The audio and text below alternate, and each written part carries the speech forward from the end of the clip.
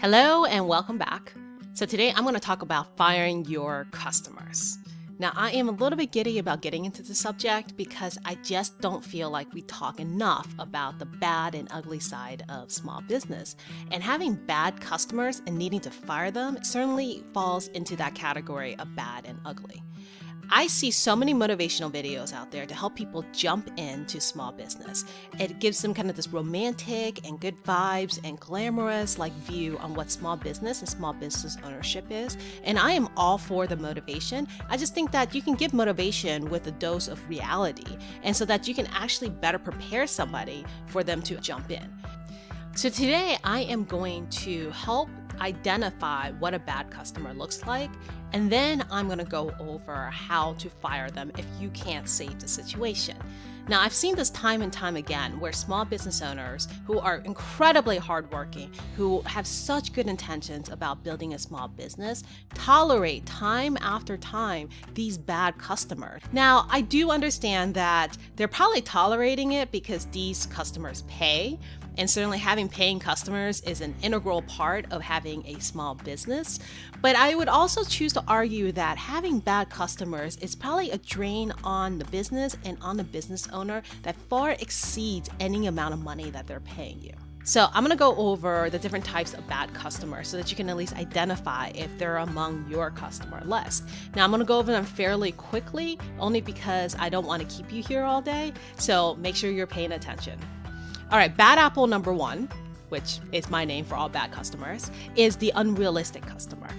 So this is the type of customer where nothing you do is ever good enough. Not your service, not your product. There's always something that they can nitpick at because their level of expectation is so far different from what reality is that they're just being unrealistic. Now, the unrealistic customer also goes hand in hand with the unreasonable customer. And this is also because they have very different expectations of what they believe your service and product should be. And they're often the ones that does the scope creep, right? So you probably set guidelines about this is what I do, this is what we offer. And then for some reason, they always expect more. And they kind of somehow pull it out of you little by little so that you get into this situation where they're now scope creeping on your terms and your contract and whatever your service obligation is.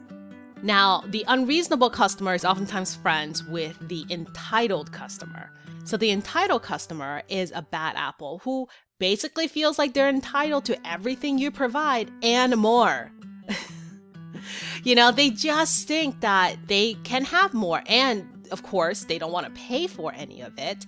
They just think that they're entitled to it. Then you also have customers that are the boss. So these bad apples are the ones that are bossing you around, basically, right? They're the ones to tell you how to run your service. They're the ones to tell you how to run your business. They're the ones to tell your staff how they're supposed to be doing their jobs. And they don't want to listen to anybody else about it.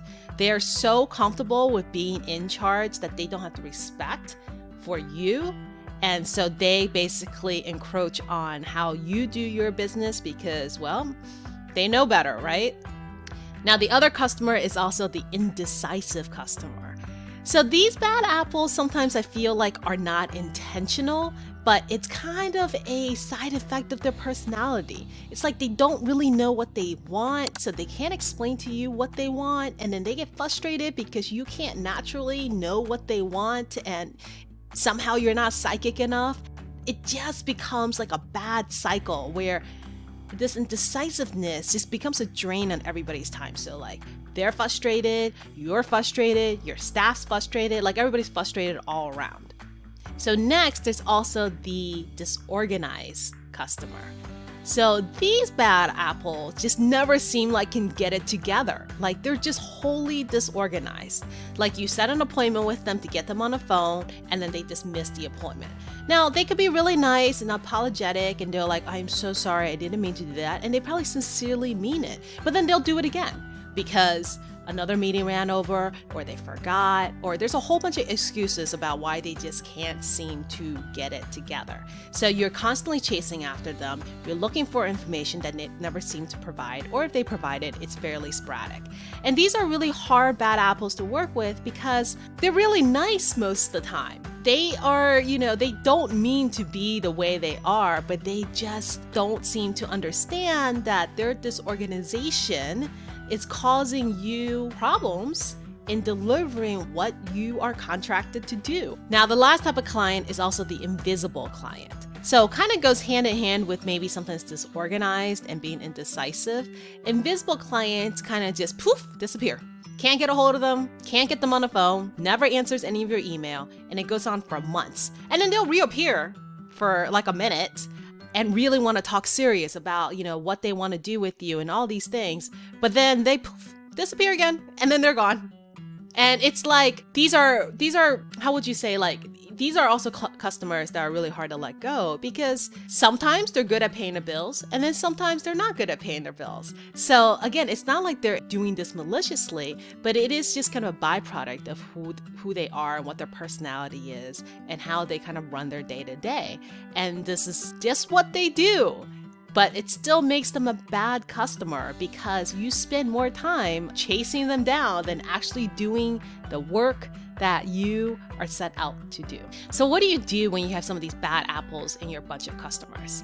Well, one of the things you can do is try to rectify the situation by making sure you're setting expectations early and upfront with all your customers and new customers coming in through the door. Now, setting expectation doesn't mean that you get them to sign like a terms of service and like an engagement letter, or like you get them to read something that says, this is how we're going to do business, because guess what?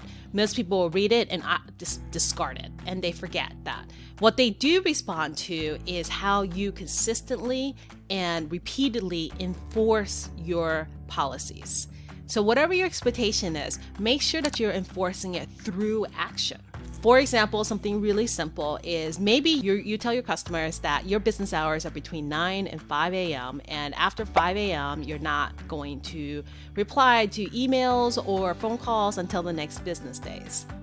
Well, maybe they start emailing you at like 8 p.m. one night, you or your staff, right? It doesn't have to be you. And they were actually truly, genuinely expecting a response. Make sure that you are, one, not responding at 8 p.m. at night, but you're also kind of repeating to them and reminding them that your policy of your business hours and your communication hours. And this also goes into my second tip of how to deal with this kind of situation, is to nip it in the bud early. So if you have a customer who you've reminded like 3 or 4 times that you do not respond to emails and phone calls after business hours, and they're still giving you the feedback that they're frustrated that you're not answering their emails after, like, that they send at 8 p.m., then you need to nip it in the bud early and have this conversation with them. Maybe you accidentally relented once and you answered the email, or you answered the text, or you answered the phone call at night. But we want to make sure that you're upfront and you tell them that, hey, this is a one-time deal. This is not the normal. Do not expect this to be normal, and it's not going to happen next time. And of course, if you can, try to prevent picking up bad customers. Now, I get it. It is really hard to say no to money. And oftentimes these bad apples, these bad customers come with money. And you're a small business and you need to keep the lights on, so you need the cash from them. But there's a lot of reasons why harboring customers that are bad is not good for your business, and ultimately will cost you more than you think. I mean, for example, like, one is you may end up having really low staff morale, right? If you don't like dealing with these bad customers, I mean, I doubt your staff likes to deal with these bad customers. And yes, they're probably going to be tolerant and patient because of the fact that they want to keep their jobs. But there is an effect on them that will actually bring them down. And you may end up losing your best staff to just a variety of bad customers. And is that really worth it to your business? And certainly also think about the time and energy that's being spent on this customer. Say you have an invisible customer, say you have an unreasonable customer, say you have a disorganized customer. I'm willing to bet that you're probably spending more time doing things with that customer outside of your wheelhouse and what you really want to do and what your staff really wants to do, like follow-up emails, follow-up phone calls, long phone calls because they can't stop talking on the phone. Like, are these really the activities that you want your staff to be spending their time on? And is that the activity you want to spend your time on? So let's say you've reached a point where you've tried all you can and it's time to fire the customer. So what do? I would say that if you're in a service-based company, you probably want to pick up the phone and call them and talk to them. Now pick the right person, obviously the decision maker, to be able to talk them through why this is the case. But of course, with every conversation like that, you want to remain really professional. Just tell the reality of the situation, which is, look, clearly you're frustrated about the level of service we've provided you, and we would love to be the ones to hit that mark for you, but a lot of what you need is outside of our scope of service. And I don't believe that we're the best fit for you and your business at this time. So I want to talk about a plan to go ahead and disengage, and we can transition you on to another service provider. I would say that the best way to do this on the phone is to get to the point. And a lot of this depends on, your relationship with the person you're speaking with. But I'm pretty sure in all situations, if you're going to deliver news like this, it's best to deliver it quick and early in the conversation. Now, I would not recommend sending an email to say what you're going to say before you say it and expect them to get on the phone with you. I would certainly send an email to, say, hey, we do need to have a conversation about our terms of service, and keep it kind of vague so that they come to the phone call prepared to speak about something, but not really knowing where the conversation is headed, which is something that you're going to drive. Last thing is, you also just want to be prepared the fact that you're going to get some blowback. Nobody likes getting rejected. You don't like it, they certainly don't. So they're probably going to be a little hurt, if not a little angry. And in this day and age, with everything being online, you may want to expect the fact you might get a bad review. All right, one final thought about this topic, which is everybody runs into bad customers. I'm sure a lot of people even still have bad customers on their customer list. My opinion is let them go as fast as you can, because even if they do pay, like having bad customers is like having bad friends. It's like little drops of poison being dipped into your coffee every day. It's not good for your company overall. And I think the more you collect, of course, the more it's going to stagnate the growth of your company and for yourself as a business owner. So there's so much I can say more about this topic, but like I said, I'm not going to keep you here all day. And today's episode was actually inspired by a podcast episode on the business behind small business. So this is a podcast that I co-host with my good friend Savannah, who herself is also a business owner. And we go back and forth and talk about a variety of business topics coming from 2 points of view.